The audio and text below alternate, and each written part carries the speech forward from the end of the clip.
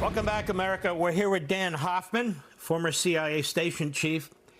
Dan Hoffman, I want to approach the Memorandum of Understanding in Iran a little differently. Let's do it this way. Number one, ballistic missiles. How dangerous are ballistic missiles if Iran has thousands of them? How dangerous is that? I mean, it's extremely dangerous for the region, for the Gulf states, for Israel. We know that because Iran has launched those missiles. And I just would start the conversation, Mark, by the fact that it's the Iranian regime, these hardline IRGC security officials who are in charge of this country, and it's their intent and their will to use those missiles. That's the challenge we face. If those missiles were in the hands of Norway or Sweden, I wouldn't worry too much. But General Vahidi has assumed power in Iran. I think he's the one who exercises really command and control over Iran's security and their foreign policy in the region and beyond. And that's, I think, what we have to be concerned about. And we didn't know, but we learned that they can reach Europe. How long would it take them, do you think, to reach the United States? Not too long, I wouldn't imagine. No, and the challenge, the additional challenge we face is that Iran is kind of a junior partner in this century's axis of dictatorships. That's China, Russia, Iran, and North Korea. And so Iran is developing satellite technology and the ability to enhance those ballistic missiles to the point where they could potentially strike the United States. They could already strike our installations overseas. But, of course, their intent would be to develop ballistic missiles to strike the homeland. So why aren't ballistic missiles in a memorandum of understanding? I imagine Iran didn't want them there, but why aren't they in there? Well, I think the Trump administration looks at the memorandum of understanding as a pathway for the 60 days of negotiations, which reportedly will focus on Iran's nuclear program. That is of concern. The Trump administration was right to withdraw from the JCPOA in 2017 because of the nuclear sunset clauses and the fact that the JCPOA never addressed Iran's ballistic missiles or their support to proxy terrorists. Let's talk about Hezbollah.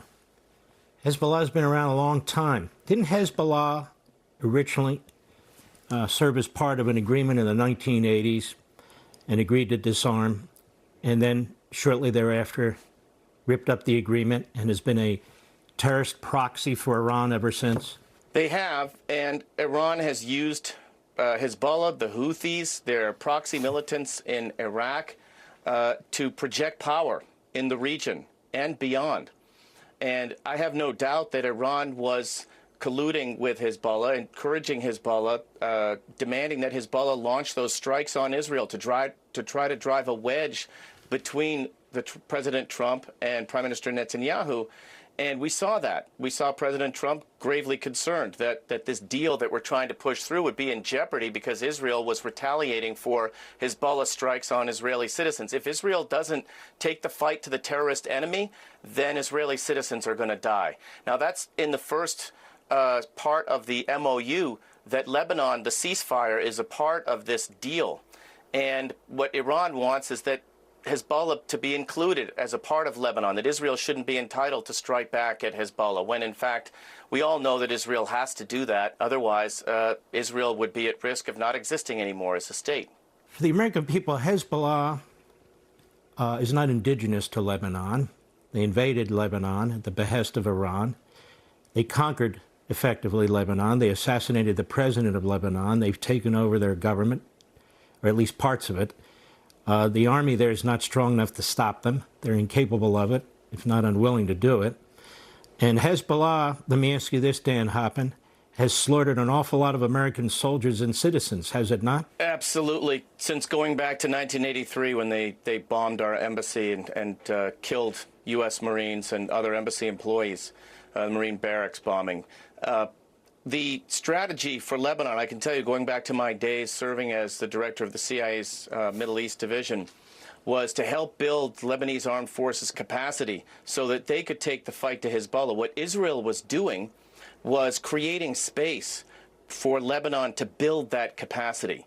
Because right now, Lebanon essentially is a terrorist-sponsored state, and Hezbollah owns a good piece of it. And that's what causes Israel to be at great risk. But not just Israel, it's U.S. installations and our people in the region and beyond. And the last thing we want is for Hezbollah to emerge from any deal that we have with Iran in a position to rearm and reconstitute and continue their efforts to take over this state of Lebanon and then provide assistance to Iran's other proxies. Yet in the MOU 1, the first point, they talk about permanent ceasefire of hostilities, cessation of all military activities, including with Lebanon. And then outside of that arrangement, we hear the president and others say, well, they have a right to defend themselves, just do it in a certain way where you're not knocking down buildings. And the response is, wait a minute, the terrorists go into buildings, we're going to have to... I'm just very concerned that there's not a clarity, military clarity and a moral clarity that Israel has a right to defend itself. And Iran looks at this and Hezbollah looks at this, and they're going to try and continue to take advantage of it. And we can see the rhetoric that's coming now as a result of Israel saying, no, we're going to defend ourselves, and us kind of saying, well, cool it.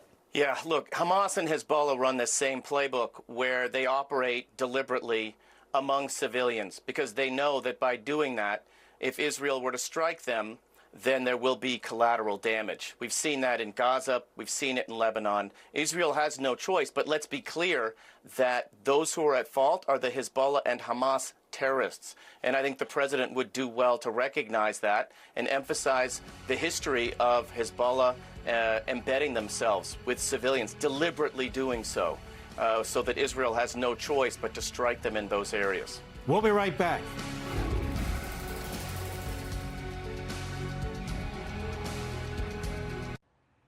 Be sure to like and subscribe for all the Fox News latest on YouTube and catch full shows streaming now on Fox One.